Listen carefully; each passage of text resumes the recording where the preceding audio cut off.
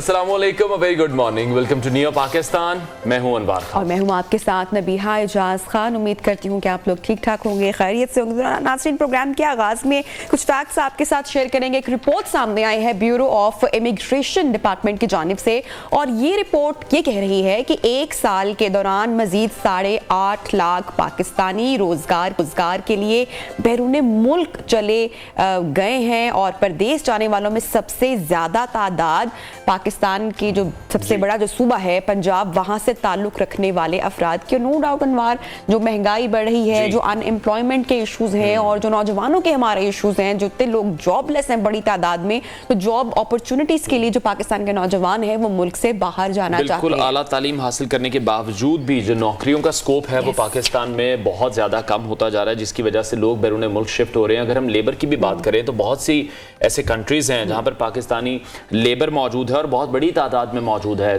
तो जो आदाद शुमार हैं उनके मुताबिक पंजाब से 4,71,000 अफराद, खैबर पख्तूनख्वा से 2,68,000, सिंध से 61,000 और आज़ाद कश्मीर से 30,000, गिलगित बल्तिस्तान से 12,000 अफराद ऐसे हैं जो कि परदेश जा चुके हैं। जबकि इस्लामाबाद और बलूचिस्तान की बात करें तो मुलाजमत के लिए बैरून मुल्क जाने वालों की जो सबसे कम तादाद है वो इन दोनों एरिया से है, जो सिर्फ 7,000 है। वो अगर ऐसा ना होता, अगर खान साहब का वो वादा पूरा हो गया होता ना कि लोग नौकरियां लेने बाहर से और फिर लोग बाहर से भी आएंगे, तो मेरे ख्याल से वो अपना वादा पूरा नहीं कर पाए। इसलिए मुल्क के नौजवानों ने सोचा कि वो ही अपना बेहतर मुस्तकबिल करने के लिए बाहर चले जाए। बहरहाल नाज़रीन, जो वज़ीर पाकिस्तानी हैं उनका साजिद तूरी, उनके मुताबिक मुख्तलिफ ममालिक के साथ मुआहिदों की वजह से शहरी बैरून मुल्क जा रहे हैं और ये 8 लाख पाकिस्तानी करोड़ों डॉलर्स का ज़र मुबादला पाकिस्तान भेजेंगे। पाकिस्तान तरबियत याफ्ता वर्क फोर्स भिजवाने के लिहाज से इस खित्ते के जो दीगर ममालिक हैं उनके साथ राब्ते में भी है। फिर भी ये देखने की जरूरत है कि जो भी पढ़े लिखे लोग हैं, जो आला तालीम याफ्ता लोग हैं, वो अगर इसी तरह से बाहर जाते रहेंगे तो फिर पाकिस्तान में रहकर पाकिस्तान के लिए कौन काम करेगा, बड़ा सवालिया निशान है, कौन सोचेगा। इस हवाले से मजीद डिस्कस करेंगे। अभी शामिल करते हैं सबसे पहले टॉप स्टोरीज। इमरान खान की इल्जामात की सियासत। हुकूमत और फौज का वाज़ेह पैगाम, बस बहुत हो गया। अदलिया, पार्लियामेंट, आइन, सुप्रीम कोर्ट, बहस अब भी जारी। IMF मुआहिदा मजीद खटाई में, बजट साजी मुतासिर होने का खदशा। नन्हे नोवल निगार ने पाकिस्तान का नाम रोशन कर दिया। मिलवाएंगे आज आपको नियो पाकिस्तान में। तो नाजरीन, इमरान खान के इल्जामात का सिलसिला है कि रुक नहीं रहा। गुज़श्ता रोज इमरान खान शहबाज शरीफ के ट्वीट को रीट्वीट करते हुए अपने सिलसिलावार ट्वीट्स में फौज, ISPR, ISI और सीनियर अफसरान पर उन्होंने बगैर सबूत के इल्जामात की बौछार कर दी और शहबाज शरीफ से पूछा कि अफसरान कानून से बालातर है या वो जुर्म नहीं कर सकते, ये सवाल पूछा। और इस सिलसिलावार ट्वीट्स पर जिनमें डायरेक्ट इल्जाम लगाए गए थे, फिर ISI का भी ISPR की जानिब से भी शदीद रद्द-ए-अमल सामने आया। और इस हवाले से तर्जुमान पाक फौज ये कह रहे हैं कि PTI के चेयरमैन इमरान खान जो हैं वो पाक फौज के हाजिर सर्विस और जो साबिक अफसरान हैं उन पर बेबुनियाद इल्जामात लगा रहे हैं जो कि काबिल मज़म्मत हैं। ये तमाम इल्जामात नाकाबिल कबूल हैं। पिछले एक साल के दौरान अगर हम देखें तो फौज और इंटेलिजेंस एजेंसीज के एहलकारों को उन्होंने सियासी मकासद के हुसूल के लिए इश्तियाल अंगेजी भी की है, सनसनीखेज प्रोपेगेंडे का निशाना भी बनाया जा रहा है। और अब ISPR की जानिब से कहा गया है कि हम मुतल्लिका सियासी रहनुमा इमरान खान से ये कहते हैं कि वो कानूनी रास्ते का सहारा लें और जो भी झूठे इल्जामात वो लगा रहे हैं अब वो इल्जामात लगाना बंद करें। इदारा वाज़ेह तौर पर इन तमाम झूठे और गलत बयानात और प्रोपेगेंडे के खिलाफ कानूनी कार्रवाई करने का हक भी महफूज रखता है। बड़ी अलार्मिंग सिचुएशन है कि इदारों को भी टारगेट किया जा रहा है, उन पर तनकीद की जा रही है, कुछ सबूत नहीं पेश किए जा रहे। अगर हम इमरान खान की पिछले साल से लेकर स्टेटमेंट्स देखें, बार बार वो बदलती आई हैं, बार बार वो उन पर यू टर्न्स लेते हैं। इसमें यही मामला हो रहे थे कि जो सानिया वजीराबाद भी हुआ उसको भी अब काफी टाइम गुजर चुका और बीच में ऐसी इतलात भी मौसूल हुई कि इमरान खान उन लोगों से भी ताल्लुकात बहाल करना चाह रहे थे जिन पर वो अपने कत्ल की साजिश का इल्जाम आयद कर रहे थे। अब बीच में ऐसा कौन सा मोड़ आया है नहीं, जिसके बाद इमरान खान साहब ने फिर से ये तनकीद की है। बहरहाल अब पूरी सिचुएशन, पूरी कहानी आपके सामने। इससे कबल वज़ीर आज़म मियां शहबाज शरीफ ने कहा था कि इमरान खान के इंटेलिजेंस एजेंसी के अफसरान के खिलाफ बगैर किसी सबूत के इल्जामात बर्दाश्त नहीं करेंगे। PDM का भी शदीद रद्द-ए-अमल सामने आया है। वफाकी वज़ीर इत्तलात मरियम औरंगज़ेब का भी रद्द-ए-अमल सामने आया है। उन्होंने भी इमरान खान पर शदीद तनकीद करते हुए कहा है कि जब तुम पर कातिलाना हमला हुआ उस KP और पंजाब में तुम्हारी अपनी हुकूमत थी और वज़ीर आला था, आला था, वज़ीर आला भी अपना था। यही सवाल बार बार हुआ है उस सानहे के बाद, तो मरियम औरंगजेब ने वही सवाल दोबारा एक मरतबा फिर से उठाया कि फिर क्या वो लोग साजिश में शामिल थे, यानी कि जो उनके अपने लोग हैं, जो उनकी अपनी टीम है, क्या वो फिर इमरान खान के कत्ल की साजिश में मुलव्वस थी? ऑब्वियसली अभी जो सवालात हैं वो मुखालिफिन की जानिब से उठेंगे और किए जाएंगे। जवाबात नहीं मिल पा रहे इसके, और यही कहा है मरियम औरंगजेब ने कि तुम्हारे झूठों पर उन्होंने FIR क्यों नहीं काटी, मुजरिमों को क्यों नहीं पकड़ा गया, जबकि वफाकी वज़ीर दाखिला राना सनाउल्लाह ये कह रहे हैं कि असेंबली अपनी मुद्दत पूरी करेगी, इलेक्शन वो कह रहे हैं इसी साल में होंगे, ये यकीन दहानी करा रहे हैं, साफ शफाफ इलेक्शन होंगे। जबकि अगर इमरान खान कहते हैं तो फिर हुकूमत एक दिन भी उनके कहने पर अपनी मुद्दत कम नहीं करेगी, जो कि आईनी तौर पर भी गलत है। दूसरी जानिब पाकिस्तान तहरीक इंसाफ में पंजाब असेंबली के इंतखाबात के लिए जो टिकट्स की तकसीम है उस पर हमने देखा कि बहुत ज्यादा इख्तलाफात हैं। बहुत से ऐसे लोग थे जो कि ज़मान पाक का घेराव करके बैठे रहे, जो कि इमरान खान को वहां पर सपोर्ट करते रहे, उनकी सिक्योरिटी के लिए बंदे इकट्ठे करते रहे, लेकिन अब ऐसे 14 नाराज साबिक टिकट होल्डर्स हैं जो कि इकट्ठे हो चुके हैं, और अब यही सुनने में आ रहा है कि उनके आपस में राब्ते भी शुरू हो गए हैं। तो और ज़राए का ये बताना है कि तहरीक इंसाफ के जो नाराज अरकान हैं उन्होंने इस हवाले से इजलास भी तलब कर लिया टिकट्स के हवाले से ये भी मामला काफी कंट्रोवर्शियल हुआ कि पाकिस्तान तहरीक इंसाफ के जो बड़े बड़े हैं उनको टिकट नहीं दिया गया, तो ये एक सोचने की बात है। चौधरी ने प्रोग्राम में भी कहा था कि मिलना तो चाहिए लेकिन वो उन्होंने बड़ा वो उनका, मैं समझती हूँ कि बड़ी वाइज स्टेटमेंट दी, दुखी दिखाई दिए, लेकिन वर्ड्स उन्होंने अपने फिर भी नहीं दिए। तो बहरहाल ये तो पूरा मामला था टिकट्स के हवाले से, और खासकर जो इमरान खान के जो इल्जामात की सियासत है जिसने एक मरतबा फिर से जोर पकड़ा है, और उस पर शदीद रद्द अमल भी सामने आया है ISPR की जानिब से भी। इसी पर बात करेंगे, हमारे कॉन्वर्सेशन है एडिटर रोजनामा नई बात नजम वली खान साहब। नजम वली साहब, बहुत शुक्रिया आपने वक्त निकाला प्रोग्राम के लिए। मामला कितना संगीन आपको दिखाई दे रहा है? इमरान खान के इल्जामात, फिर वजीर आजम का, ISPR का रद्द अमल, कहां तक जाएगा ये पूरा मामला? देखिए जी, इमरान खान अपने लिए मसलसल मुश्किलात पैदा करते चले जा रहे हैं, और ये कोई उनके लिए अच्छी चीज नहीं है। बुनियादी बात यह है कि वो इस वक्त मेरे ख्याल में इक़्तिदार से रहनुमाई की फ्रस्ट्रेशन का शिकार है, और जिस इंतहा पर वो जाकर सियासत कर रहे हैं, खासतौर पे पाक फौज के हवाले से, उसके अफसरान पर इल्जाम लगाने के हवाले से, वो इंतहाई गैर जिम्मेदाराना है। वो मैं ज़ाती तौर पर समझता हूँ कि वो कुछ लोग मसलसल गुमराह कर रहे हैं। उनमें आप ये कह सकते हैं कि कुछ ट्वीट्स हैं, कुछ सोशल मीडिया के इन्फ्लुएंसर्स हैं जो कि इस सिलसिले में अहम किरदार अदा कर रहे हैं। आदिल राजा जो है उनकी मैं बात कर सकता हूँ, बाकी कुछ और नाम ले सकता हूँ, कुछ पाकिस्तान के ऐसे नाम ले सकता हूँ जो उनको मुसलसल लड़ाई की तरफ और उसकी तबाही की तरफ लेकर जा रहे हैं। हालांकि होना ये चाहिए कि वो आइन के तहत, कानून के तहत जो भी कार्रवाई करना चाहते हैं वो करें, लेकिन दूसरी तरफ जो हमें रद्द-ए-अमल सामने आया है इस वक्त तक, फवाद चौधरी साहब का आप देख लीजिए, असद उमर ने पाक फौज के मौक़िफ़ की हिमायत की है, लेकिन उनको ये कहना है कि कानूनी तरीकाकार के मुताबिक उनको फैसिलिटेट नहीं किया जा रहा।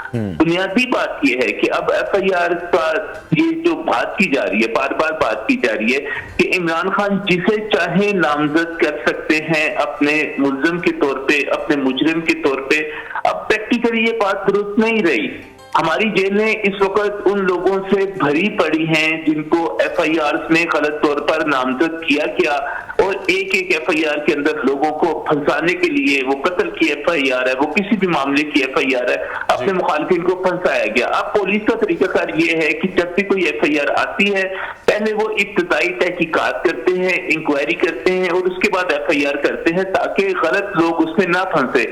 अब इमरान खान साहब जिस किस्म की वही एक रवायती सियासत है, हमारी गांव की सियासत है, देहात की सियासत है, जिसमें हर किसी को आप फंसाना चाहते हैं, ये काम वो करते चले आ रहे हैं। ये काम सानिया माल्टोन के पास सियासी मकसद के लिए किया गया, ये काम अब तक जो है किया जा रहा है। तो इमरान खान जो है मसलसल अपने गलत, मैं इससे मशीरों को भी सबको गलत नहीं कहता, क्योंकि इमरान खान साहब खुद भी यही कुछ चाहते हैं। वो चाहते हैं कि हर सूरत में दबाव डालकर, चाहे पांव पकड़कर, चाहे गले को पकड़कर, किसी भी तरह से गिरफ्तार क्रिएट किया जा रहा है, तो उसके लिए वो हर किस्म की जो है हिकमत अमली इख्तियार कर रहे हैं। ठीक है नजम साहब, इमरान खान पहले भी हमने देखा, जिस तरह से आप भी कह रहे हैं, 35 पंक्चर का जिक्र कर चुके हैं, साइफर, अमरीकी साजिश, रेजिम चेंज की उन्होंने बातें की, और इस तरह के बहुत से ऐसे इल्जाम लगाए हैं, फिर उन पर यू टर्न लिया, अपनी बात से मुकर गए। और इस बार भी आप ये देख रहे हैं कि इमरान खान का ये जो सिर्फ शोर है, ये सिर्फ काबिल कबूल होने के लिए है कि कोई भी आए और उनसे बात करें, क्योंकि इलेक्शन तो होते दिखाई नहीं दे रहे। इमरान खान का जो बयानिया है, बार बार जब वो यू टर्न ले लेते हैं तो उनकी बातें कहीं ना कहीं बेवकत भी होती जा रही हैं।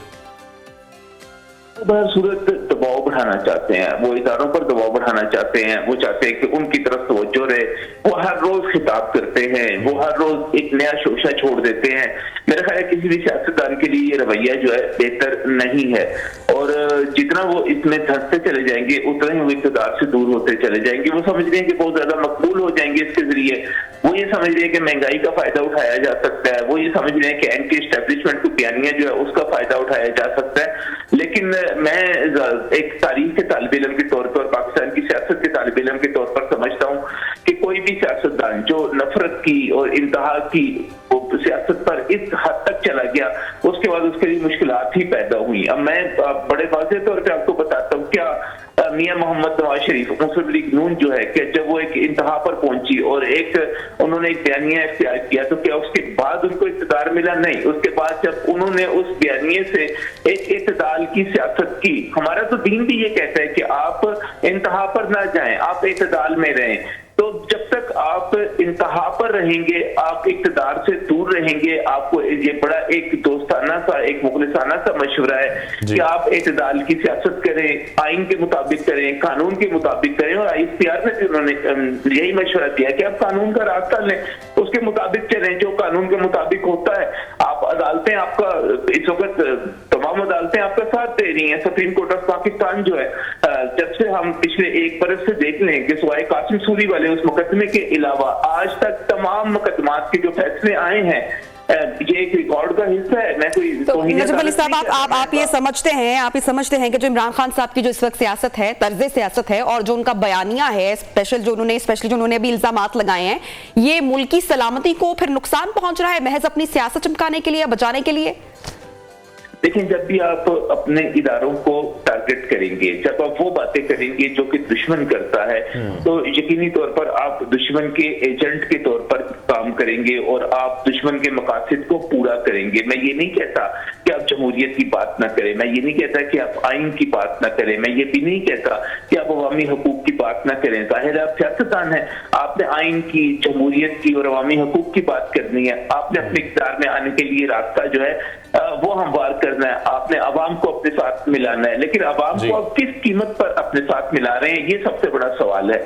आप इस वक्त अपने इदारों की जो एक प्रेस्टीज है और जो अवाम में उनका इमेज है, और जिस तरह पाकिस्तान तहरीक इंसाफ के कारकुन पाकिस्तान के अंदर और पाकिस्तान के बाहर जिस किस्म की हरकतें कर रहे हैं, मेरा ख्याल है वो किसी भी मौसम माशरे में, आईनी माशरे में, जमहूरी माशरे में भी बर्दाश्त नहीं की जा सकती कि आप अपने ही इदारों के ऊपर चढ़ दो रहे। देखिए, आप अपने ही हम सियासतदान तो ये कह सकते। लेकिन नजम साहब, आप किस तरह से समझते हैं? कंसर्न्स तो हैं, कातिलाना हमला तो उन पर हुआ था, जिस तरह से वो बातें कर रहे हैं, और अभी भी खबरें ऐसी हैं कि दोबारा भी उन्हें गिरफ्तार करने की कोशिश की जा सकती है। जब वो वजीर आजम थे या उससे पहले भी उन पर कोई केस नहीं था, अब हम देख रहे हैं कि 100-150 केस उन पर बना दिया गया। एक साबिक वजीर आजम पर केसेस भी कुछ इस नौयत के हैं कि कुछ तो उसमें से मजाक लगते हैं। जितने भी केसेस इस वक्त तक बने हैं उनमें उनकी जमानत होगी है। हमने तो आप इन केसेस की बात कर रहे हैं, हमने तो यहाँ पर साबिक वज़ीर आज़म को सालों तक हमने जेलों में देखा है। हमने यहाँ पर साबिक वज़ीर आज़म को अदालती जो है कत्ल होते हुए उनके देखे हैं। हमने तो यहाँ पर साबिक वज़ीर आज़म को नाअहल होते हुए और उसके बाद सजाएं पाते। तो रिवायत तो ये अच्छी ना हुई। तो अभी तो इमरान खान साहब गिरफ्तार भी नहीं हुए।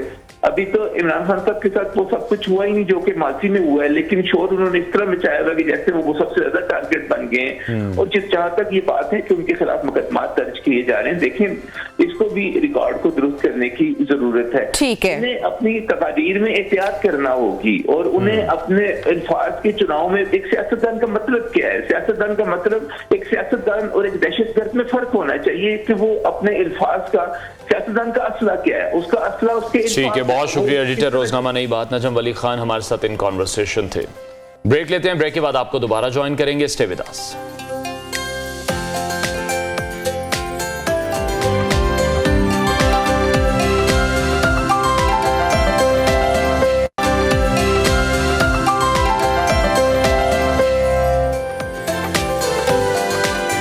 Welcome back. ब्रेक से पहले हम बात कर रहे थे इमरान खान के इल्जामात से मुतालिक, जिस पर वज़ीर आज़म पाकिस्तान और ISPR का रद्द अमल भी सामने आ चुका है। इस हवाले से मजीद बात करेंगे। हमें ज्वाइन किया है सीनियर तज्ज़ियाकार आमिर इलियास राना साहब ने। आमिर साहब, बहुत शुक्रिया आपके वक्त के लिए।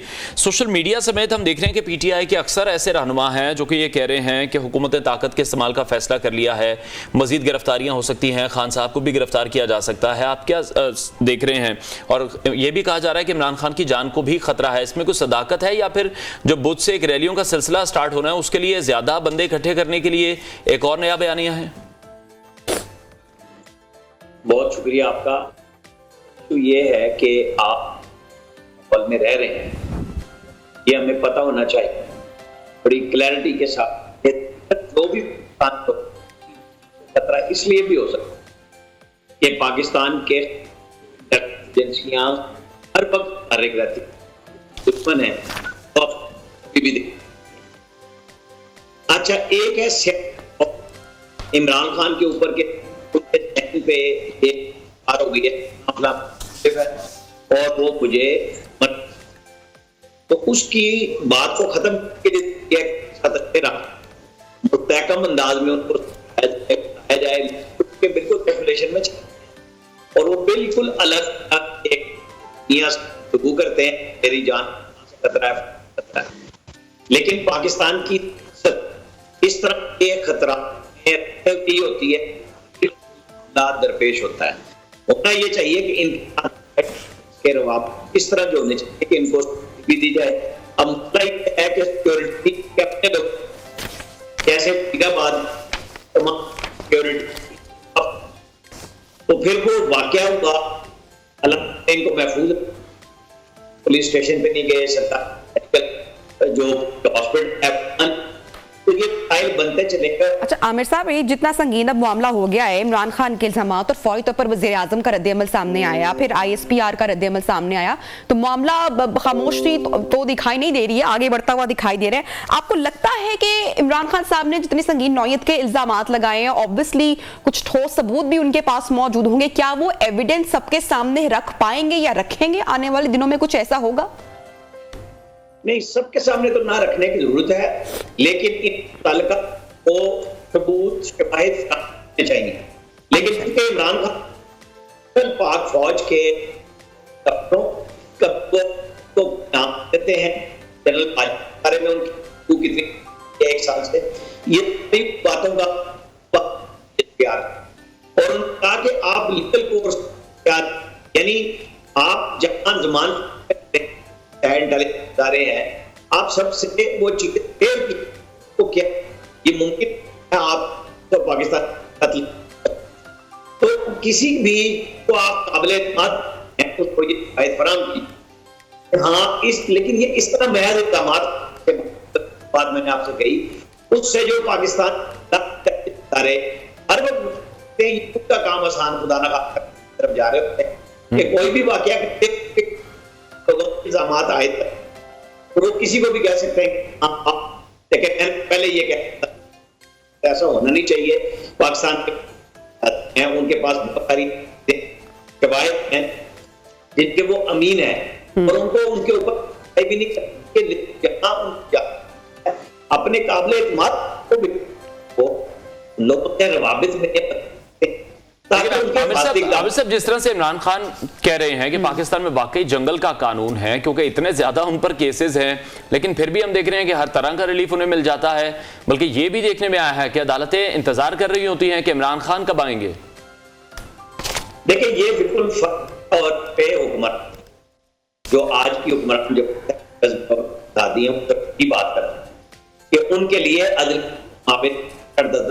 में होता है और जमानत है वो वेटते हैं, लेकिन आधे पर्चे तो वो हैं जब ये अपने लोगों को देखते पे इस वहां जाते हैं, वहां पे बात शुरू है तो चीज तो स्टार्ट आउट करें, सिक्योरिटी लें और जाएं अदालतों में पेश होते रहे, जरदारी पेश होते रहे, तमाशरी पेश होते रहे, वो भी सियासी जिनके केसेस इनके अपने दौर बने वो सब अदालतों में गए। तो लोगों को सिर्फ मरियम नवाज का एक था जहां पे आपको पता है कि उस वक्त जातिपाल मौजूद थे और वहां जी नैब, जिन लोगों ये फेक है कि चुक लिया कागज ना, और मलिक नवाज को जब कोटला जेल से सिर्फ इसलिए पकड़ा गया कि पैरल की तस्कीर करनी थी कि बाप रिपोर्ट किया जाए और हरास किया जाए, उस तरीके से किसी तरह नवाज पीछे हटे, तो वो नहीं हटे थे। ठीक, अच्छा, ये तो आमिर साहब हम एक मुल्क की सूरत हाल का भी तस्करा कर रहे हैं, उस पर भी आप एनालिसिस शेयर करें, लेकिन जो पीटीआई के जो अपने अंदरूनी मामलात हैं उस पर आप क्या कमेंट करेंगे? खासकर अगर टिकटों के मामले की बात की जाए तो तहरीक इंसाफ में इख्तलाफात नजर आ रहे हैं। कितना बड़ा ये मामला है, खासतौर पर लाहौर, फैसलाबाद और रावलपिंडी के हवाले से यही बात हो रही है बार बार कि पीटीआई वाज़ेह ग्रुप्स में बटी हुई दिखाई दे रही है, पीटीआई के बड़े बड़ों को टिकट्स नहीं मिली। लेकिन जब कोई शख्स बयानिए की हामिल हो जाए तो के ऊपर इस तरह, लेकिन इमरान खान साहब की बदकिस्मत यह है कि लीडरों पे ऐसे लेकर टिकट देने और आ गई। कल ही अफजल चंद ने टिकटों की में जनरल फैद और उनके जो तरीके असर करते लोगों को से कोई इनकी पार्टी, ये चीजें हम तो बहुत उस वक्त से लोगों को नैब के नोटिस जाते थे और उसके बाद उनको आप मैदान छोड़े, आप या तो आजाद लड़ेंगे या आप पीछे, फिर उनको विगो डालो बाद में, फिर वहां से पे बिठा के जाए वहां पे पीटीआई का फ्लैग पाया जाता था और उनको पीटीआई में शामिल किया जाता था, कुछ छुपी।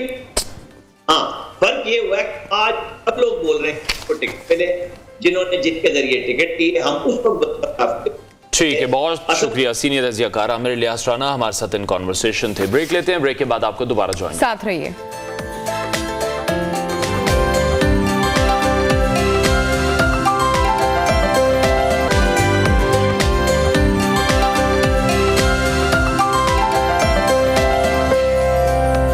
Welcome back. अहम खबर शामिल करेंगे। सबसे पहले पाकिस्तान तहरीक इंसाफ के चेयरमैन इमरान खान इस वक्त अपनी रिहाइशगाह से इस्लामाबाद के लिए रवाना हो चुके हैं। इमरान खान इस्लामाबाद पहुंचकर अदालत में पेश होंगे।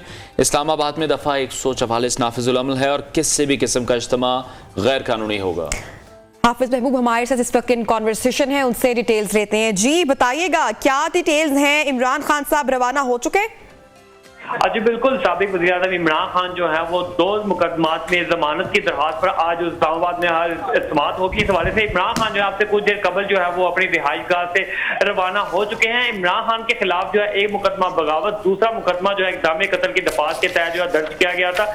इमरान खान अपनी लीगल टीम के हमरा जो है इस्लामाबाद हाई कोर्ट में आज पेश होंगे और कारकुनान भी इमरान खान के काफिले के हमरा जो है वो रवाना होंगे। आपसे कुछ देर कबल जो है वो यहाँ से चेयरमैन तहरीक इंसाफ के साथ जो है लीड फोर्स की गाड़ियां, जैमर वाली गाड़ी और इमरान खान के काफिले के हमरा जो है वो लोग जो है वो बड़ी तादाद में यहाँ से रवाना हो चुके हैं और यहाँ पे जो है वो इस्लामाबाद हाई कोर्ट में जो है कुछ देर बाद जो है वो पेश होंगे। जी बहुत शुक्रिया हाफिज महबूब, अपडेट कर रहे थे।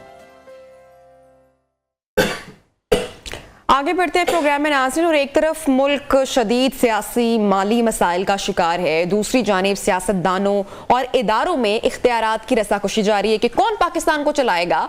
मुल्क तरक्की के अहदाफ उस वक्त तक नाज़रीन हासिल नहीं कर सकता है जब तक जमहूरियत को मजबूत ना होने दिया जाए। बिल्कुल, और जो हमारा निज़ाम हुकूमत है उसकी हालत भी उस ट्रेन की मानिंद है जो कि पटरी से उतर चुकी है और हम देख रहे हैं कि वो उस लाइन पर दोबारा से नहीं आ रही। सिस्टम को बनाने में एक बहुत लंबा वक्त दरकार होता है और उतारने में गलत फैसला ही काफी होता है।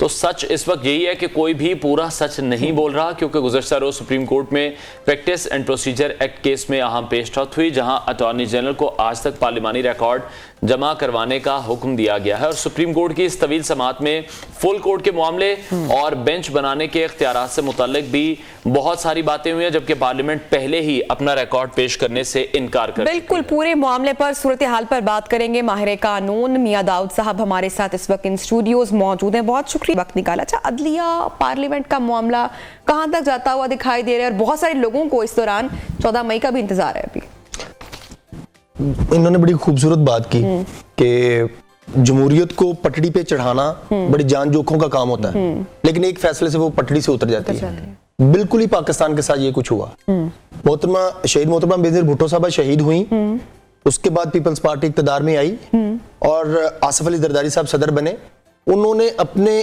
तमाम इख्तियारात खुद से कह दिए कि मेरे पास जो एंटी डेमोक्रेटिक इख्तियारात है ना, असेंबली तोड़ने का बड़ा मशहूर इख्तियार जी, वो उन्होंने डिवॉल्व कर दिया। उन्होंने कहा यार मैं नहीं असेंबली तोड़ा करूंगा, ये पार्लियामेंट करे, वो तोड़े वो ना तोड़े, आप असेंबली में लड़ें झगड़े जो मर्जी करें, ये आपका काम है। जैसे इंडिया के हम मिसाल देते हैं, बरतानिया की मिसाल देते हैं, वो बेहतरीन पार्लियामेंट है, बेहतरीन डेमोक्रेसीज है। हुकूमत आ जाती है, पीपल्स पार्टी की हुकूमत खत्म हो जाती है, सियासतदान आपस में लड़ते फिरते हैं। फिर देखें गिलानी साहब को नाअहल करने के लिए, बावजूद इसके कि नून लीग गई थी, लेकिन अदलिया ने बीच में मुदाखलत करके गिलानी साहब को नाअहल किया था, डेमोक्रेसी को डीरेल किया। लेकिन वो पीपल्स पार्टी को क्रेडिट जाना चाहिए कि उन्होंने असेंबली की मुद्दत पूरी करने के लिए अपना जो है पूरी करवाई, बावजूद इसके कि उन्होंने अपने वजीर आज़म की कुर्बानी दी। उससे आगे आ जाए, नवाज शरीफ साहब की हुकूमत आ जाती है, 2017 शुरू हो जाता है। हम सब जानते हैं, पूरा पाकिस्तान जानता है, इस पाकिस्तान का जो कोई भी 20-25 साल का नौजवान है और वो पढ़ा लिखा ना, वो ये बात जानता है कि 2017 में तहरीक इंसाफ जो है वो अपोजिशन नहीं कर रही थी, अपोजिशन कर रहा था सुप्रीम कोर्ट का बेंच नंबर 1, जिसको साकिब निसार साहब लीड कर रहे थे, और उनके ग्रुप के जज साहबान वो कान से पकड़ पकड़ के जो नून लीग के सियासतदान उनको ग्रिल कर रहे थे। तहरीक इंसाफ खुद कैंपेन चलाती थी तो वो चलती नहीं थी, रिजल्ट नहीं आता था। रिजल्ट क्यों नहीं आता था? क्योंकि पीछे एक जो मुंतखब हुकूमत है उसकी एक परफॉर्मेंस थी। आप 2014 में का रिकॉर्ड उठाकर देख लें, 2016 का रिकॉर्ड उठाकर देख लें, स्टेट बैंक का रिकॉर्ड है कि पाकिस्तान 2016 में अपनी IMF की आखिरी किस्त अदा करने जा रहा था, उसके बाद खत्म हो जाए, ये रिकॉर्ड की बात है। अब ये परफॉर्मेंस जो है वो तहरीक इंसाफ की आड़े आ जाती थी। फिर प्लान क्या किया गया, अब बात थोड़ी सी कंट्रोवर्शियल हो जाती है, लेकिन फिर आलमी सतह के ऊपर प्लान किया गया और पाकिस्तान से फिर जजेस जो हैं वो रेंट पे लिए गए, जर्नैल जो है वो रेंट पे लिए गए। उन जजों और जर्नैलों ने रेंट पे बैठ के सुप्रीम कोर्ट के बेंच नंबर 1 में तहरीक इंसाफ की कैंपेन चलाई, साकिब निसार साहब उसको लीड करते थे। और अब जो ऑडियोज आ रही हैं ये आप उसको 2017 के साथ मिलाकर पढ़ें, ये कनेक्टिविटी बनती क्यों नहीं है? और आज भी वही क्राइसिस है। मेरा और आपका एक यहां पे बैठे बैठे डिस्प्यूट बन गया, हम तीनों आपस में कोई ना कोई बात करके जो है वो अपना डिस्प्यूट रिजॉल्व कर लेते हैं। दलेरी को भी दाद देती हूँ, बड़ा आप खुलकर बात भी कर रहे हैं, सारे हकाइक जो हैं। ये एडमिटेड फैक्ट है बेटा, ये एडमिटेड फैक्ट है। मतलब मैं बात कर रहा था, हम तीनों आपस में बैठ के कोई बात पे डिस्प्यूट कर लेते हैं। बाहर के कैमरामैन का या गार्ड का तो नहीं ना बनता कि वो हमारे दरमियान में आके मुदाखलत करने लग पड़े, भाई उसको क्या पता हम किस बात के ऊपर। यही इस वक्त पाकिस्तान के क्राइसिस का वो हिस्सा बना। अब देखें कि वो जो बुनियाद है पाकिस्तान के इस वक्त सियासी बहरान की, वो बुनियाद है 63A का फैसला। सही, वो जज साहबान ने रीराइट किया इनको, वो नहीं कर सकते थे, वो बुनियादी बात है, उसके ऊपर एक भी बात नहीं आती। कहते हैं 90 दिन के अंदर इलेक्शन कराएं, चीफ जस्टिस वो अपने इख्तियारात जो है वो सरेंडर करने के लिए तैयार नहीं। सियासतदान आसिफ अली जरदारी तो मैं कहता हूं फिर पाकिस्तान की तारीख का सबसे बड़ा सियासतदान हुआ, जज साहबान से ज्यादा हुआ, आर्मी चीफ से ज्यादा हुआ, तो उसने अपने इख्तियार सरेंडर कर दिए। लेकिन मौजूदा चीफ जस्टिस पाकिस्तान अपना इख्तियार नहीं सरेंडर कर रहे। डॉक्टर साहब, जिस तरह कल इमरान खान की स्टेटमेंट आपने भी देखी होगी, जिस तरह की बात उन्होंने की है, फिर उस पर वजीर आजम का रद्द-ए-अमल आया, ICPR का रद्द-ए-अमल आया। खान साहब इस तरह के बहुत सारे इल्जाम पहले भी लगा चुके हैं, साइफर है, रजीम चेंज है, एक अनगिनत लिस्ट है जो कि खत्म ही नहीं होती, और उस पर फिर खान साहब के जो यू टर्न्स हैं वो भी मौजूद हैं। तो उनकी तो बातें बेवकूफ़ हो रही हैं, जिस तरह से वो इल्जामात लगाते हैं, कोई सबूत मुहैया नहीं करते हैं। आपको क्या लगता है मामला मुश्किल की तरफ जा रहे हैं? खान साहब को जिस तरह से उनकी अपनी जमात के लोग कह रहे हैं गिरफ्तार किया जा सकता है, दोबारा से खदशा है कातिलाना हमला हो सकता है, अभी इस्लामाबाद के लिए निकले हैं और वहां पर भी जिस तरह से तैयारियां होती हैं, लोग पहुंचे होते हैं, क्योस की सिचुएशन होती है। देखिए, जहां तक इमरान खान साहब के इल्जामात की बात है ना, तो मैं आपको फिर 2014 और 17 में लेके जाता हूं और फिर आपको आर्मी चीफ की अपॉइंटमेंट में लेके आता हूं, तीनों को मिलाकर पढ़ लीजिएगा। 2014 था, पाकिस्तान की डेमोक्रेसी ग्रो कर रही थी, तो एक आलमी एजेंट जो है वो पाकिस्तान में धरने दे रहा था, बाहर उसने पार्लियामेंट के बाहर धरना दे दिया, उसने 126 दिन धरना दिए रखा। 2016 में पाकिस्तान बेहतर होना शुरू हुआ, फिर ये एजेंट जो है वो ताहिरुल कादरी के साथ मिलकर जो है वो क्या उसे कहते हैं सड़कों पर था।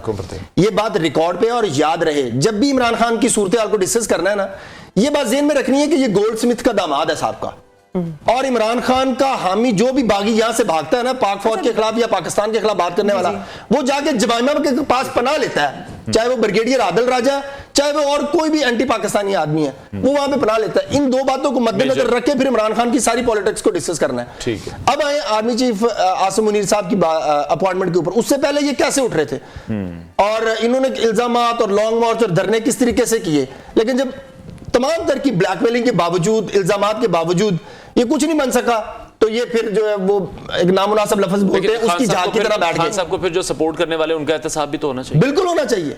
मैं ये रिकॉर्ड के ऊपर बात करता हूं, साकिब निसार का मुंह काला करके उसे सड़कों के ऊपर घुमाना चाहिए सिर्फ एक बुनियाद के ऊपर, उसने पीकेएलआई अस्पताल बंद करवा दिया सर अपने भाई के लिए, उसके सारे गुनाह माफ कर दें। वो लोगों के, गरीबों के गुर्दों के, उनके जिगर की पैमन करके उनके लिए बनाया गया था, इसने वो बंद करवा दिया। ये एक गुनाह काफी है साकिब निसार साहब का एहतसाब करने के लिए। काश मैं किसी सियासी जमात का सरबराह होता ना, ठीक है, मैं अपने कारकुनान को कहता कि साकिब निसार के घर के बाहर धरना दे। ये सारी बातें आज से जितने आप जिन टेन्योर का आप जिक्र कर रहे हैं, तब इतना वोकल नहीं था मीडिया या लोग। अब हर बात खुलकर हो रही है, सियासतदान भी खुलकर बात कर रहे हैं, खान साहब भी खुलकर नाम सामने लेकर आ रहे हैं।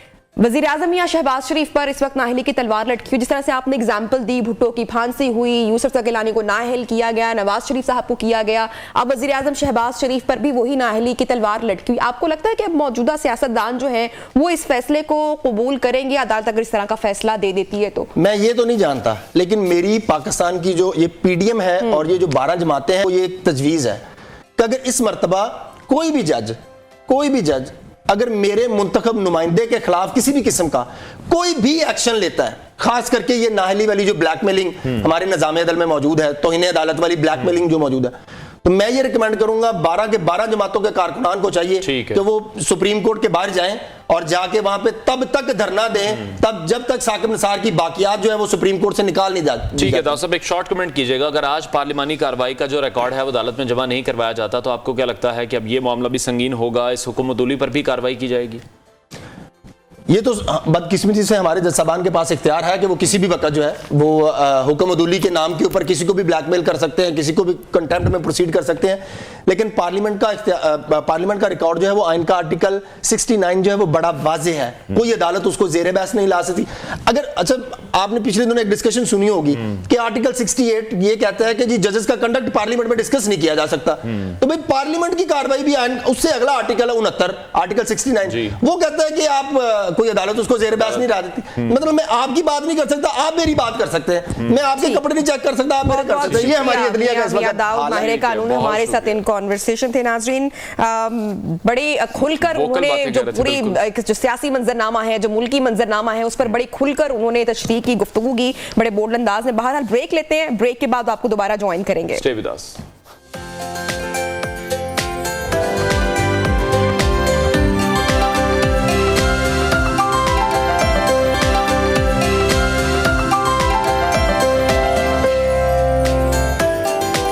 Welcome back. और अब बात करेंगे पाकिस्तानी मईशत से मुताल्लिक सख्त शरात पूरी कर दी गई हैं पाकिस्तानी हुकूमत की जानिब से, लेकिन IMF हुक्काम पाकिस्तानी इक़दामात से बिल्कुल भी मुतमईन नहीं दिखाई दे रहा और इसीलिए यही कहा जा रहा है कि पाकिस्तान के लिए IMF कर्ज प्रोग्राम की जो बहाली है वो मजीद खटाई में पड़ गई है।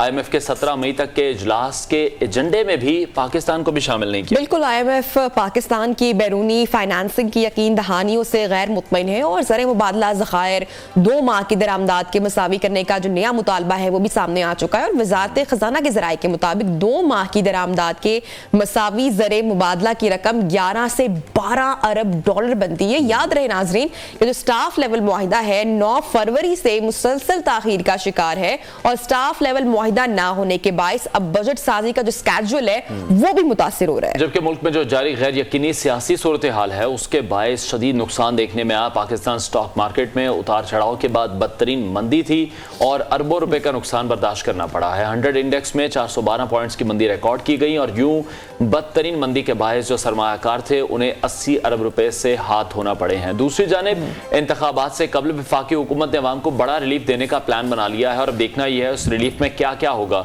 अवाम को भरपूर रिलीफ देने का जो फैसला है उसमें पेट्रोल डीजल की कीमतों में कमी है, सरकारी मुलाजमीन की तनख्वाहों में 50% और पेंशन में 30 इजाफा भी मुतवक्किल है। जबकि जो मजदूर है जिस पर बहुत ज्यादा बात की जाती है उसकी कम से कम उजरत 40,000 करने की तवक्को। बिल्कुल, साथ साथ इत्तेहादी जमातों के साथ तरक्याती फंड्स पर भी अहम फैसले किए जाएंगे, जबकि जो हतमी फैसला है वो वजीर आजम इत्तेहादी जमातों की मुशावरत के साथ ही करेंगे। उधर वजीर खजाना इसहाक डार इत्तेहादी जमातों से उन्होंने मुशावरत के लिए बजट भी तैयार किया जाएगा। पूरे मामले पर बात करते हैं, माहिर मईशत शाहिद हसन सिद्दीकी साहब हमारे साथ इन कॉन्वर्सेशन है। बहुत शुक्रिया डॉक्टर साहब, आपने टाइम निकाला। मुआहिदा गैर जरूरी ताखीर का शिकार है, कर्ज की जो किस्त है अदा करने के बाद मुल्क के जो जरूरी अखराजात हैं वो पूरे होते हुए आप देख रहे हैं? बात आपकी बिल्कुल सही है कि IMF का जो प्रोग्राम है वो ताखीर का शिकार है, लेकिन इसको मैं आपसे अर्ज कर दूं कि इसका मौका हमने खुद IMF को दिया है बदकिस्मती से अपने सियासी मफादात के तहफ़्फ़ुज़ के लिए। मैं आपसे अर्ज कर दूं, ये तो हमें भी पता है कि IMF उतना ही बेचैन है पाकिस्तान को कर्जा देने के लिए जितना हम पैसा देने के लिए बेचैन है। अमेरिका भी इस बात को यकीनी बनाएगा कि पाकिस्तान को IMF का कर्जा मिल जाए। वो सिर्फ चाहते हैं कि मईशत को जितना वो तबाह कर सकते हैं करें, ताकि आइंदा जो है ना वो हमारे ऊपर अपनी शराइत लागू कर सकें। मगर हमें और आपको तो ये सोचना है कि जब IMF को अभी देखिए स्टेट डिपार्टमेंट भी चाहता है कि ये डिले हो।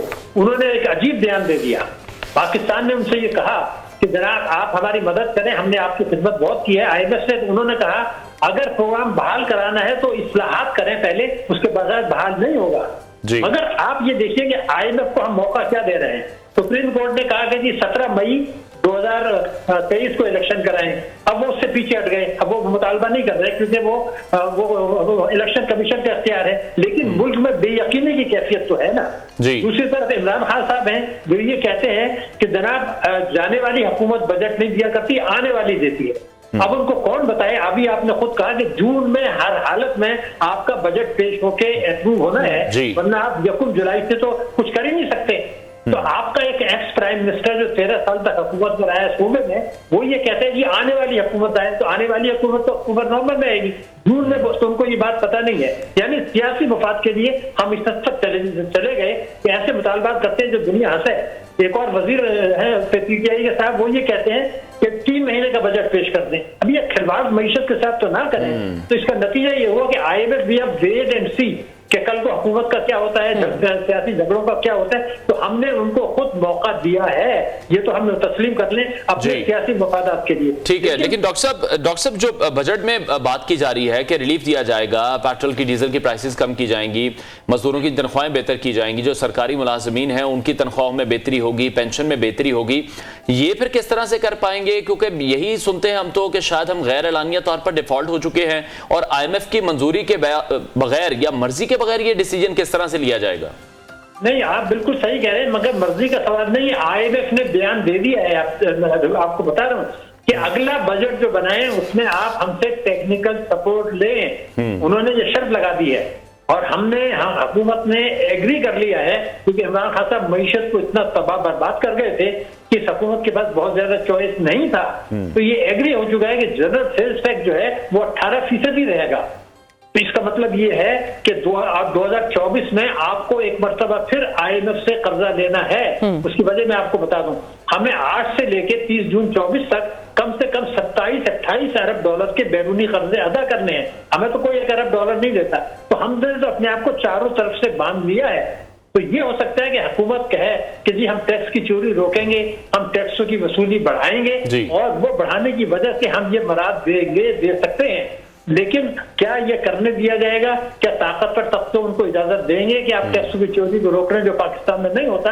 वो सब कुछ सकता है, पाकिस्तान में सकत है, हुकूमत के मंशूर में भी है, लेकिन हमने अपने आप को इसमें बांध लिया है, इदारों हुकूमत को चारों तरफ से घेर लिया है, जिससे पाकिस्तान के मफादात को संगीन खतरा है। इस वक्त हमारा मसला यह है कि 2024 में हम डिफॉल्ट से कैसे बचें, क्योंकि हमें 2027 अरब डॉलर पे करने हैं। मैं बहुत संगीन बात आपसे कर रहा हूँ, हमारे भाई तो कोई 1 अरब डॉलर दे नहीं रहा है। अमेरिका जो है IMF को इशारा कर रहा है, उधर FATF अपने दांत तेज कर रहा है कि 2024 में पाकिस्तान को कहे जनाब आप तो दोबारा ग्रेट लिस्ट में आने की तैयारी करें, क्योंकि आपको तो स्टेट बैंक ने कह दिया है कि हमने जो है वो रुपए की कदर इसलिए गिरी है कि इम्पोर्टर्स ने पैसा अरेंज किया हुंडी हवाले से। तो हमने तो सारे अपने जो ऊपर इल्जाम हैं। डॉक्टर साहब, ये जिस तरह से आप सियासी बेयकीनी का भी जिक्र कर रहे हैं, जो सरमायाकार है स्टॉक मार्केट में सियासी बेयकीनी के बायस 80 अरब रुपए डूब चुके हैं, और फिर अभी चीन ने भी पाकिस्तान में सियासी इस्तेहकाम का जोर दिया है, जो कि जाहिर करता है कि पाकिस्तान में जो चंद साल से सियासी अदम इस्तेहकाम आया उसने पाकिस्तान को हर लिहाज से मुतासिर किया। और जिस तरह से आप भी बात कर रहे हैं कि 2024 जो है पाकिस्तान डिफॉल्ट होने से किस तरीके से बचेगा? देखिए, बात ये थी कि हमें जब तक ये समझ में नहीं आएगा कि हमारे कुछ सियासतदान जो जिसमें तहरीक इंसाफ पेश है, अपने सियासी मफादात के तहफ़्फ़ुज़ के लिए पाकिस्तान की सलामती, पाकिस्तान की मईशत, पाकिस्तान के अवाम को दांव पर लगाने के लिए तैयार हैं। इसलिए कि जब आप ये कहते हैं कि बजट जो है अगली हुकूमत पेश करे, तो मैं बहुत बात करूं, इसको आप लाइटली मत लें। इमरान खान साहब ने कहा बजट अगली हुकूमत पेश करे। अरे भाई, जून में हर हालत में बजट मंजूर होना है, वरना 1 जुलाई से आप कुछ कर ही नहीं सकते हैं। तो अगली हुकूमत कैसे पेश करेगी? यही करेंगे ना जून में। तो मेरा कहना ये था कि इस हद तक अगर आगे चले गए तो अब हमारे इदारों का भी फर्ज है, सुप्रीम कोर्ट का भी फर्ज है कि भाई उनसे क्या है, अब इंतखाबात की बात कर रहे हैं, लेकिन ये तो आप मुल्क की जड़ें खोद रहे हैं। इस तरीके से अगली हुकूमत करे। कम से कम पाकिस्तान की सालमियत के लिए अगर इत्तफाक राय नहीं होता तो इलेक्शन होने नहीं चाहिए। अगर आप मुझसे पूछे हमें मईशत में क्या इस्लाहत करनी है, उसके लिए कानूनी तहफ़्फ़ुज़ करना इलेक्शन से पहले लाजमी है, वरना खुदकशी होगी। और सियासी मफादात तो इस हद तक ना चले जाएं कि पाकिस्तान की सालमियत, पाकिस्तान की मईशत, पाकिस्तान का जौहरी प्रोग्राम, पाकिस्तान के अवाम दाव पे लग जाएं। और आपकी जिम्मेदारी बनती है कि अवाम को एजुकेट करें कि ये खेल तमाशा नहीं है कि 3 महीने का बजट पेश कर दें, ये कर दें। डॉक्टर साहब, गैर मुल्की गारंटीज जो हैं और कर्ज भी है, वो भी IMF मुआहदे से वाबस्ता है। पाकिस्तान ने बाकायदा तौर पर अमेरिका से भी मदद मांगी है। आपको उम्मीद है ये मुआहदा हो जाएगा और बजट से पहले ही जो फर्स्ट इंस्टॉलमेंट है वो पाकिस्तान को मिलेगी? नहीं मिलती तो फिर क्या करेंगे? देखिए, मैं आपसे एक अर्ज कर दूं कि मुआहदा हर हालत में होगा, हमारा हक है वो देंगे। ताखीर कर रहे हैं, लेकिन इसमें इतनी फिक्र की जरूरत नहीं है, क्योंकि आप बजट जो होता है वो तखमीनों पर होता है। बजट में ये लिखा जा सकता है, ये कोई अनहोनी बात नहीं है कि जनाब हमें IMF से इतनी रकूम की तवक्को है, अभी मंजूर नहीं हुआ है लेकिन हमें मिलेंगे। हमें दोस्त ममालिक से ये है, उसके तखमीने बजट में शामिल किए जा सकते हैं, वो मसला नहीं है। मसला ये है कि मेरे मुल्क के रिजर्व बहुत गिर गए हैं, 4.4 अरब डॉलर रह गए हैं। तो अगर हमें बाहर से पैसे नहीं मिलेंगे तो हम तो जरूरी अद्वियात, मशीनरी, वो तमाम चीजें नहीं ले पा रहे, खाने पीने की अशिया इंपोर्ट नहीं कर पा रहे। हमारी मईशत तबाह हो रही है, हमारे अवाम तबाह हो रहे हैं, हमारी महंगाई बढ़ रही है। उसके लिए हमें पैसा जल्दी चाहिए है। लेकिन जहां तक बजट का ताल्लुक है, कोई बड़ा फर्क नहीं पड़ता। हम बजट पेश भी करेंगे, मंजूर भी करेंगे। लेकिन ये जो रिलीफ जिसके बारे में इस वक्त गवर्नमेंट सोच रही है कि अवाम को रिलीफ दिया जाए, ऑब्वियसली अगर रिलीफ मिलेगा तो अगले इंतखाबात में उनको वोट मिलेगा। ये IMF की इजाजत के बगैर मुमकिन हो पाएगा? अगर नहीं तो फिर गवर्नमेंट के पास कौन सी ऐसी ऑप्शंस मौजूद है? देखिए, ऑप्शन ये है, इसमें IMF कुछ नहीं कर सकेगा। अगर हम ये कहते हैं कि अभी जैसे मैंने आपसे बताया कि पिछले बजट में ये कहा गया था कि 3000 अरब रुपया साल टैक्स की चोरी हो रही है। अब हुकूमत ये कहती है कि इस साल तो नहीं किया, हम वो कहेंगे कि हम 3000 रुपए वो वसूल करेंगे, चोरी रोकेंगे हर हालत में। लेकिन अभी मैं आपको बताऊं कि हमारा जो कैपेसिटी है टैक्सों की, वो 6000 अरब रुपए साल की है। अगर वो हम 6000 अरब रुपए का 50% नहीं 40% वसूल कर लें और 2000 अरब रुपए हम अपने शाहाना अखराजात में, बैरूनी दौरों में, कैबिनेट के साइज में कम कर दें, वो पैसे हम आवाम को दे सकते हैं। IMF को उस पर एतराज इसलिए नहीं होगा कि हम उनको ये बता रहे हैं कि ये हमारे पास पैसा आएगा, बजट खसारा, हम इसके अंदर रहेंगे। उनको आपको सबूत देना होगा, उनको प्रूफ देना होगा, अपना कमिटमेंट देना होगा। पाकिस्तान ऐसा गया गुजरा मुल्क नहीं है कि हम ये सब ना कर सकें। बड़ा मुल्क है, इसकी बड़ी अहमियत है, दुनिया उसको तस्लीम करती है। हमारे स्ट्रेटेजिक लोकेशन है, हमारी जौहरी कुव्वत है, चीन हमारे पीछे खड़ा है और कुछ दोस्त ममालिक खड़े हैं। हमें अपने आप को इतना गिराना नहीं चाहिए, लेकिन हमारे सियासतदानों ने दिवालिया हो जाएगा, ये हो जाएगा कह के हमारी ताक खराब कर दी है। हम चाहते हैं अपने कॉन्फिडेंस को बहाल करें। हम सब कुछ कर सकते हैं अगर कौम तैयार हो और सियासतदान हुकूमत के टांगे न खींचे। बहुत शुक्रिया माहिर मईशत डॉक्टर शाहिद हसन सिद्दीकी हमारे साथ इन कॉन्वर्सेशन थे। प्रोग्राम में नाजरीन आगे बढ़ते हैं और खबर आपके साथ शेयर करेंगे। 70 साल बाद बरतानिया में होने वाली शाह चार्ल्स की ताज पोशी की जो रस्म रही, पूरी दुनिया की नज़र उस पर रही, पूरी दुनिया का जो न्यूज़ मीडिया है उसने कवर किया। और इस रस्म के दौरान एक बदमज़गी का नाजरीन वाक़या सामने आया, जब बरतानवी शाह चार्ल्स सोएम और उनकी जो मलिका हैं कामिला, उनकी ताज पोशी के बाद वेस्टमिनिस्टर एबी से वापस बकिंगम पैलेस जा रहे थे, तो उनके जुलूस में शामिल एक घोड़ा खौफ का शिकार हो गया और बादशाह और मलका की जो एक झलक का मुंतजिर हजूम था वहां पर, उनसे ये घोड़ा जा टकराया। लेकिन मीडिया रिपोर्ट्स ये बता रही हैं कि हुजूम के जो शुरका थे बर वक्त पीछे हटने में कामयाब हो गए, जिसकी वजह से ये जो वाकया था इसमें कोई भी जख्मी नहीं हुआ। दूसरी जानिब जो मरकज़े निगाह रहे हैं वो सबसे जो छोटे बेटे हैं प्रिंस और प्रिंसेस ऑफ वेल्स के शहजादा लुइस वो भी अपनी हरकतों की वजह से खूब खबरों में रहे हैं, जमाइयां लेते दिखाई दे रहे थे, मीडिया कवरेज जिस तरह से उन्हें मिल रही थी, क्योंकि शहजादा लुइस ने ताजपोशी की तकरीब में भी जो उनका मुनफरिद अंदाज था और शरारतें थी, तो मीडिया जो था वो उनकी जानिब काफी मबजूल रहा है। 2 घंटे की चर्च सर्विस शुरू होने का जो तवील इंतजार था वो बेशतर के सब्र का इम्तिहान तो था ही, साथ ही साथ अब जो उनकी एज है 5 साल के हैं अभी वो, तो उनके लिए काफी मुश्किल हो रहा था वहां पर बैठना, और वो जब दाखिल ही हो रहे थे तो इस तरह से जैसे वो जमाइयां ले रहे थे और वो पूरे जो मंजर है वो मीडिया ने कैप्चर किया। शहजादा लुइस जो है मिनिस्टर में तकरीब के दौरान भी मुसलसल जमाइयां लेते रहे और बेजार दिखाई दिए। और इसके अलावा जो यहाँ पर जब पूरा जो बरतानवी शाही खानदान है वो बालकनी में मौजूद था नजर आया, तो जो प्रिंस लुइस हैं वो बरतानवी अवाम के लिए जब हाथ हिलाने का जब टाइम आया तो वो भी अंदाज उनका खासा डिफरेंट दिखाई दिया। हालांकि शाही खानदान के जो उसूल्स हैं कुछ वो उनका जो, लेकिन काफी दिलचस्प था और बहुत वो हट के दिखाई दे रहे थे। और यहाँ ये भी बताते चलें कि जो शहजादा लुइस हैं वो अपने बड़े भाई और बहन के बाद तख्त के 4थे नंबर पर वारिस भी हैं। जो उनकी तमाम हरकतें वहां पर हो रही थी उसको काफी नोटिस किया गया है, सोशल मीडिया पर ये वीडियो काफी वायरल हुई है, उसको काफी पसंद भी किया जा रहा है। अब ब्रेक लेते हैं नाज़रीन, ब्रेक के बाद आपको ज्वाइन करते हैं। स्टे विद अस।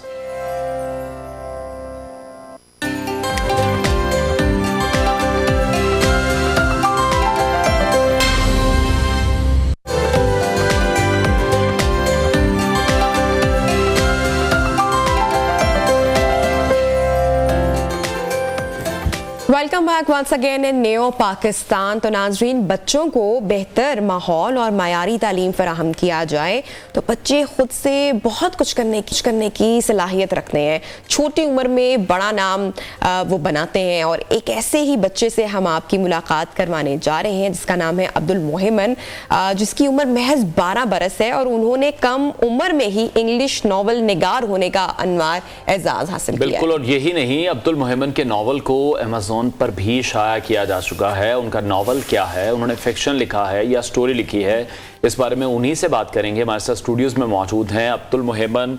अस्सलाम वालेकुम, वेलकम। कैसे हैं आप? वालेकुम सलाम, अल्हम्दुलिल्लाह मैं बिल्कुल ठीक। अच्छा, ये जो एज है, इस एज में बच्चे शरारतें कर रहे होते हैं, खेल कूद में मसरूफ होते हैं या दीगर जो एक्टिविटीज होती हैं, तो आप इस एज में क्या कर रहे हैं?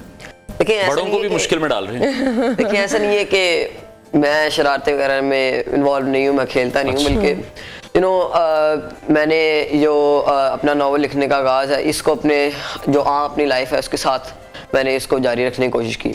नावल लिखने का आगाज़ मेरा ऐसे हुआ कि जब मैं शुरू से ही जब मैं छोटा था तो मैं स्टोरीज वगैरह पढ़ता था और उसके साथ साथ मैं जब वो पढ़ता था तो मैं खुद से लिखने की कोशिश भी करता था। मैंने शुरू में पोएम्स लिखी और उसके बाद शॉर्ट स्टोरीज से मैंने स्टार्ट किया। और मुझे स्पेशली जो आपने खेल कूद की बात की, मुझे क्रिकेट काफ़ी शौक है और मैं अपनी बाकी चीज़ों को भी not only this novel but बाकी चीज़ों को भी मैं अपने साथ मैनेज करता हूँ। अच्छा, मोहम्मद से जब ब्रेक में भी गुफ्तगू कर रहे थे तो एक सवाल मैंने उनसे पूछा और मैं ज़रूर चाहूँगी कि वो हम शेयर भी करना चाहेंगे। जो बच्चों के अंदर ज़्यादातर जो आदत होती हैं, जो हैबिट्स होती हैं, वो उनमें तब आती हैं जब बड़े जो हैं या जो उनकी सराउंड, ऑब्वियसली जो उनके पेरेंट्स की मैं बात करूँ, जो पेरेंट्स में हैबिट्स होती हैं बच्चे यूजली उसी को अडॉप्ट करते हैं। मोहम्मद, जैसे कि आपको बुक रीडिंग का शौक था, नॉवल रीडिंग का शौक था, आई एम श्योर आपने भी किसी को देखा होगा अपने पेरेंट्स में से बुक लवर होंगे वो भी। जी, बाबा क्योंकि क्वालिफाइड हैं, पीएचडी इंग्लिश लिटरेचर हैं उनका, मम्मा ने भी एमफिल इंग्लिश लिटरेचर किया हुआ है। तो स्टार्टिंग से ही जब मैं देखता था, क्योंकि हमारे घर में नीचे स्पेशली एक रूम है जो हमने लाइब्रेरी बनाई है, there are lot of books और कभी कभार हम आपस में बात भी कर रहे होते हैं कि अगर हम ये सारी बुक्स को अगर जमा करने बैठे तो हमारा घर वैसे ही खाली हो जाए। तो यही था कि शुरू से बाबा रीडिंग करते थे, तो फिर उन्होंने भी आहिस्ता आहिस्ता वो हैबिट को मेरे में लाने के लिए उन्होंने और मुझे बुक्स ला के दिया करते थे, जिससे ऑब्वियसली मेरा जो है रुझान इस तरफ ज़्यादा आया। और हमेशा से मतलब मुझे इनकरेज किया जाता था कि लिखो और पढ़ने के साथ साथ जब बंदा पढ़ता है तो मेरा ये मानना है कि पढ़ते पढ़ते खुद एक ख्वाहिश पैदा होती है कि क्योंकि पढ़ते पढ़ते आपका जो माइंड है वो और ज़्यादा ब्रॉड होता है। बिल्कुल। और ऐसे ही मेरे साथ हुआ कि पढ़ते पढ़ते मुझे, लेकिन अभी मोहम्मद हम ये देख रहे हैं कि आजकल के टाइम पे तो बच्चे फोन्स पकड़ कर बैठे हैं, गैजेट्स यूज कर रहे हैं, यूट्यूब देख रहे हैं, फेसबुक देख रहे हैं, तो उसको कितना टाइम देते हैं? ऊपर से एक टिकटॉक नाम की भी एक चीज है हमारे माशरे में, बहुत तेजी से फैल रही है। आपके भी बहुत सारे फ्रेंड्स यूज करते होंगे। जी बिल्कुल, क्योंकि जब मैं स्कूल वगैरह जाता हूँ तो काफ़ी सारे लड़के बात कर रहे हैं, यार तुमने ये मीम देखी, तुमने ये चीज़ देखी, क्योंकि ये ट्रेंड चल रहा है। तो ऐसा नहीं है कि मैं भी मतलब सोशल मीडिया पे यूज हूँ, सोशल मीडिया में भी यूज करता हूँ, बट यू नो उस लेवल तक जी, उस लेवल तक नहीं कि जिसमें हम अपनी बाकी जो हमारी जो और पॉजिटिव जो हमारी चीज़ें हैं जो हमें अपनी डेली लाइफ में करनी चाहिए उनको हम भूल जाएं।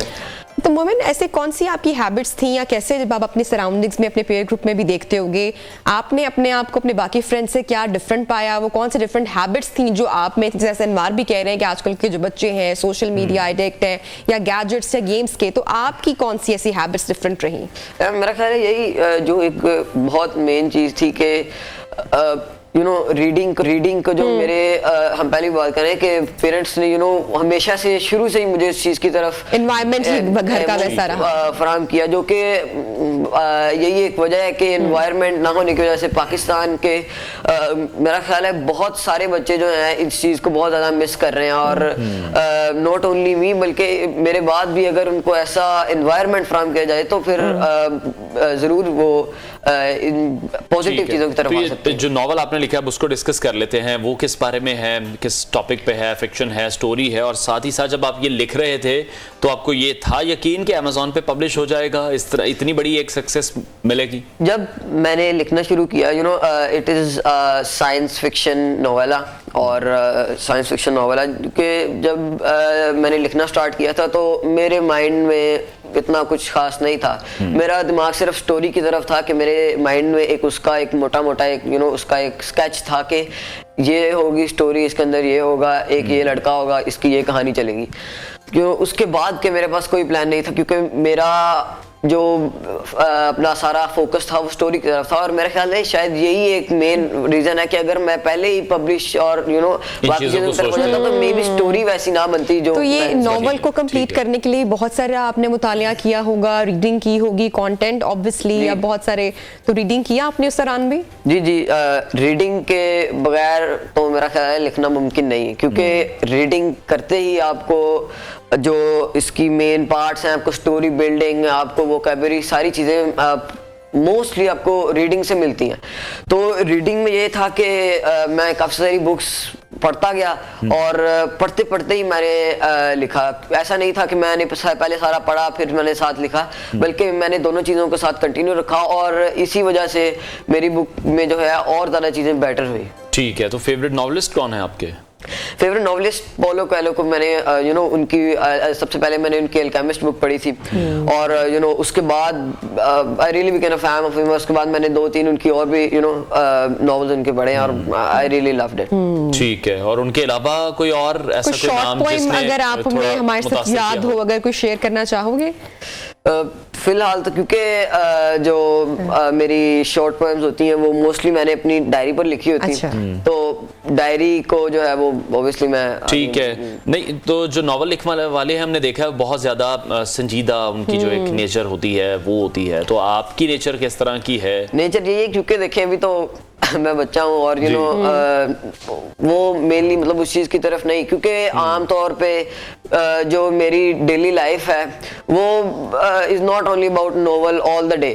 ठीक है, तो राइटिंग के अलावा फिर क्या शौक है? नेटफ्लिक्स देखते हो या क्या इंटरेस्ट है? कोई फेवरेट कैरेक्टर आपका हो या और क्या हॉबीज है इसके अलावा? राइटिंग के अलावा मुझे क्रिकेट का काफी शौक है। क्रिकेट में प्रोफेशनली अभी रीसेंट सीरीज देखी है आपने? जी, अभी जो रीसेंट न्यूजीलैंड के साथ सीरीज हुई है वो फॉलो किया? पाकिस्तान ने बहुत अच्छा परफॉर्म किया उसमें से। कौन है फेवरेट प्लेयर? फेवरेट प्लेयर मेरे शाहीन शाह अफरीदी। क्या बात है। तो आप बॉलर हैं, आप बैट्समैन हैं? मैं बॉलर हूँ, लेफ्ट आर्म स्पिनर। ठीक है, ग्रेट, बेस्ट विशेस। जो स्टडीज हैं वो किस तरह से आप कंटिन्यू कर रहे हैं फिर इसके साथ? स्टडीज का देखें, क्योंकि मेन चीज़ है कि नॉवल के साथ साथ हमें, क्योंकि वो एक फेम के साथ साथ जो स्टडी है उसको वेरी इंपॉर्टेंट थिंग कि आपने अपनी स्टडीज को साइड पर नहीं लेके जाना। और उसकी वजह से क्योंकि नॉवल में भी काफ़ी मुश्किलात हुई, क्योंकि स्टडीज़ का प्रेशर अलग था और अब बड़ी क्लासेस में भी आ रहे हैं, तो उसके साथ साथ स्टडीज़ को कंटिन्यू रखना काफ़ी नॉवल के दौरान थोड़ा सा मुश्किल था, मगर यस स्टडी पे भी मेरा फोकस है और स्टडी तो साथ साथ। Best wishes to you. Abdul Mohammad हमारे साथ कम उम्र नॉवल निगार जनाब मौजूद थे और बड़ा अच्छा लगता है जब भी किसी ऐसे बच्चों से हम मिलते हैं जो कि इतनी कम उम्र में उनकी अचीवमेंट होती है। ब्रेक लेते हैं, ब्रेक के बाद आपको दोबारा ज्वाइन करेंगे।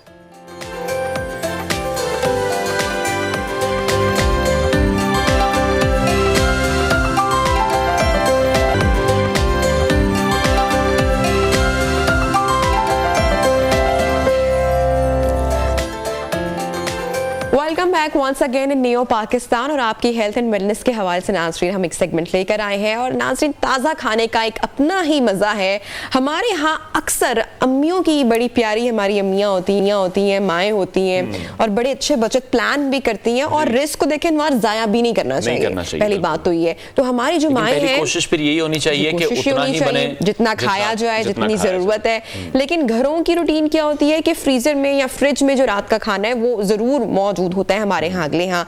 अक्सर हम इतना खाना तैयार कर लेते हैं कि वो नेक्स्ट डे तक काम आता है, लेकिन वो खाना फ्रेश नहीं रहता। तो आज हम उसी हवाले से बात करेंगे कि खाने में बैक्टीरिया कब पैदा होता है और वो खाना कितना मुनासिब है। बिल्कुल, हमें ज्वाइन किया है मोइना उस्मान बेग हैं, माहिर ग़िज़ाइयत। तो उनसे आज हम ये जानेंगे कि जो हम फ्रिज में रखते हैं या फ्रीज़र में रखते हैं वो हमारी सेहत के लिए कितना नुकसानदेह है। कुछ खाने ऐसे हैं जो आप बार बार गर्म करते हैं तो फिर सेहत पर उनके जो बुरे असरात हैं वो किस तरह से पड़ सकते हैं। रात का बचा हुआ खाना जिस तरह से फ्रिज में रख दिया जाता है।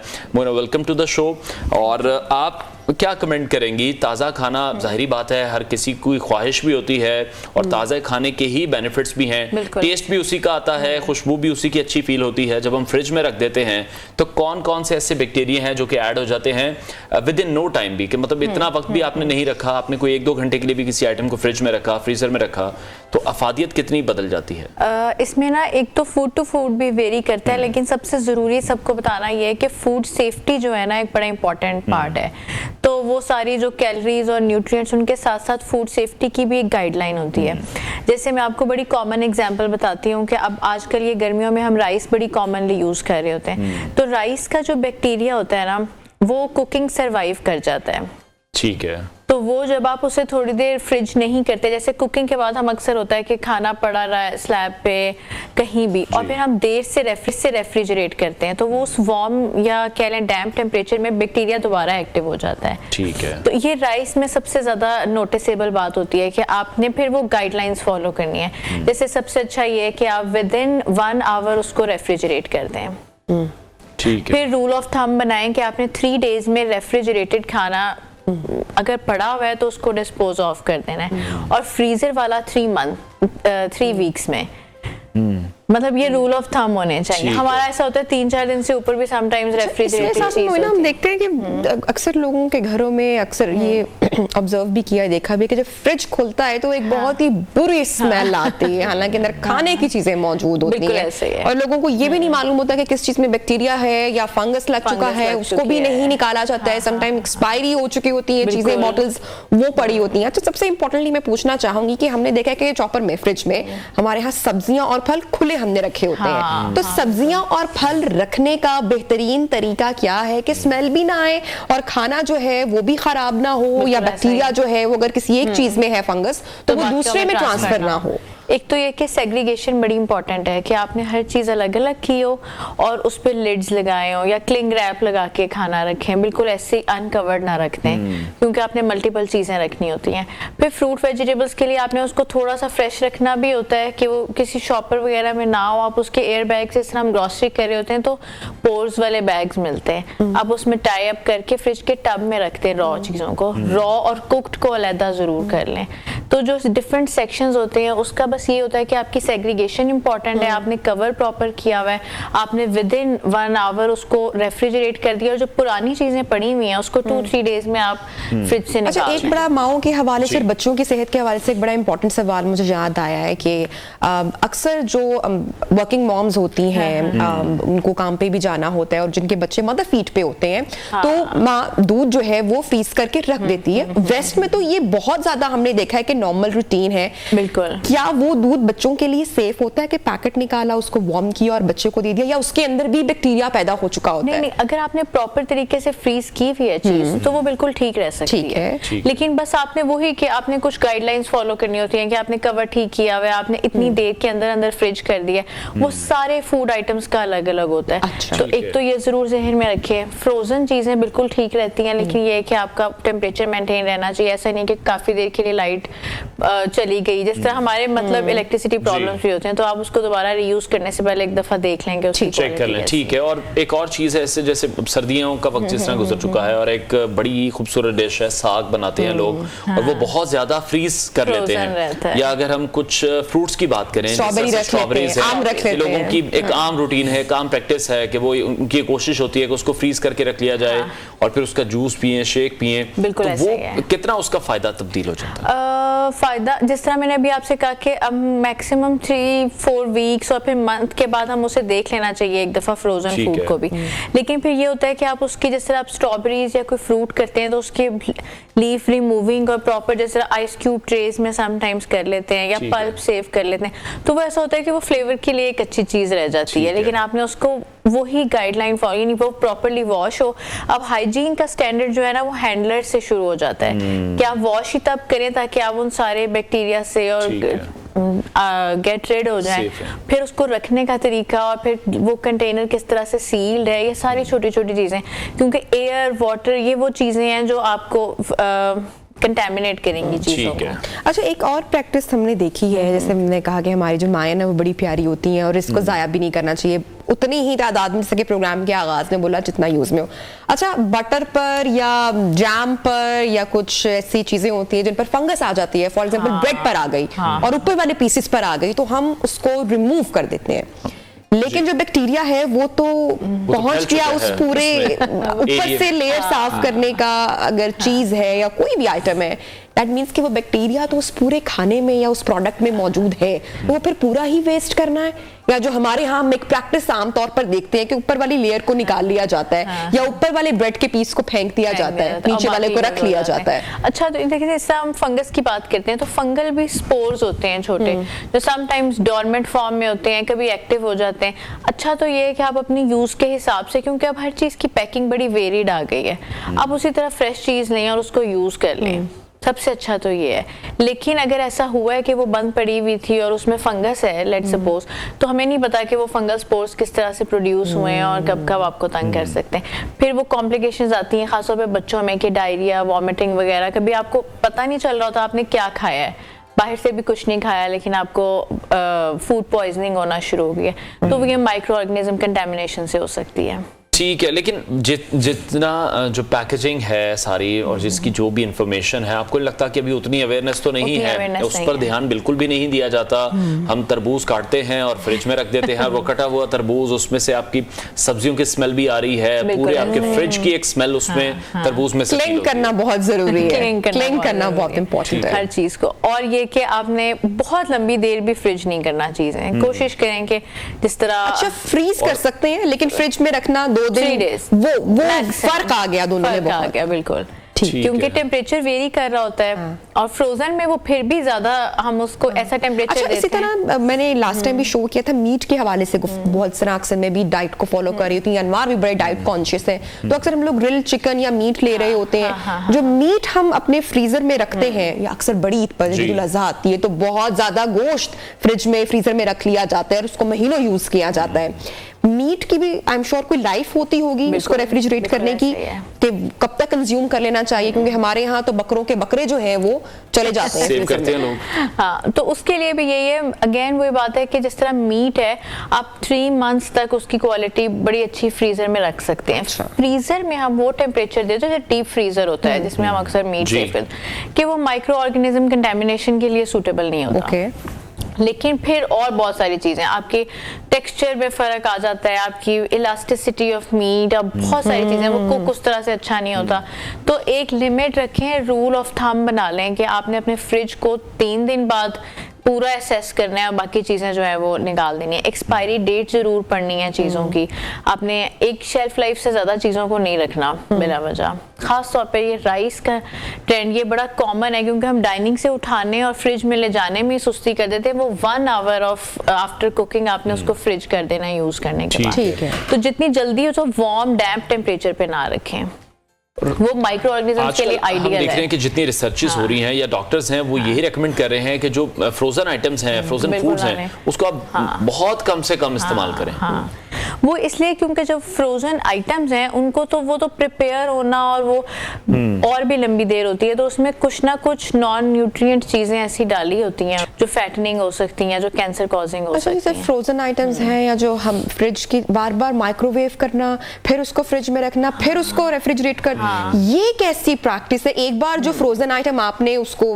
निकाल लिया, उसको दोबारा माइक्रोवेव करके या वो वापस फ्रीज करना, ये एक सही प्रैक्टिस है? फिर वो और जल्दी जो है उसकी क्वालिटी खराब हो जाती है, क्योंकि एक दफा आप उसे डैम्प टेम्परेचर देते हैं, फिर आप उसे दोबारा रेफ्रिजरेट कर लेते हैं, फिर हम गलत यूटेंसिल्स में गर्म करते हैं, जिस तरह प्लास्टिक के यूटेंसिल्स में गर्म कर लेते हैं हाई हीट पे, वो क्या होता है उससे भी कंटेमिनेशन हो रही होती है। तो बहुत सारी ऐसी छोटी छोटी चीजें हैं जहाँ हमें एजुकेट करने की जरूरत है, लेकिन कोशिश करें जिस तरह ऑर्गेनिक की तरफ ट्रेंड बढ़ गया, इस तरह फ्रेश चीजों की तरफ भी हमें ट्रेंड बढ़ाना चाहिए। टेस्ट को भी कंपेयर हम नहीं कर सकते जो तो यही सारी बात का निचोड़ निकला कि थोड़ा बनाएं और फ्रेश खाएं और हेल्दी रहें। यस, बहुत शुक्रिया मोइना उस्मान बेग। हमारे साथ इन कॉन्वर्सेशन थी। प्रोग्राम का वक्त भी खत्म हो चुका है, इंशाल्लाह कल आपसे मुलाकात करेंगे। ख्याल रखिए, अल्लाह हाफिज। अल्लाह हाफिज।